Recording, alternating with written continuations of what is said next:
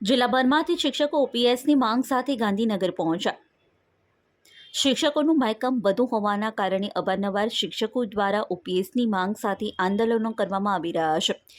ત્યારે આજરોજ જૂની પેન્શન યોજનાને લઈ ગાંધીનગર ખાતે અખિલ ભારતીય રાષ્ટ્રીય શૈક્ષિક મહાસંમેલનનું આયોજન કરવામાં આવ્યું છે। ત્યારે ખેડા જિલ્લાના વિવિધ તાલુકાઓમાંથી આજરોજ શુક્રવારે આશરે 1200 જેટલા શિક્ષકો ઓપીએસની માંગ સાથે ગાંધીનગર પહોંચ્યા હતા। શાળામાં સીએલ મૂકી આ શિક્ષકો ગાંધીનગર જવા રવાના થયા હતા। શિક્ષકોએ ઓપીએસને ગળપણની લાકડી ગણાવી હતી અને સરકાર દ્વારા જો ઓપીએસ આપવામાં આવે તો 1.5 લાખ કરતાં વધુ કર્મચારીઓને તેનો લાભ મળી શકે તેમ હોવાનું શિક્ષકો દ્વારા જણાવવામાં આવ્યું હતું।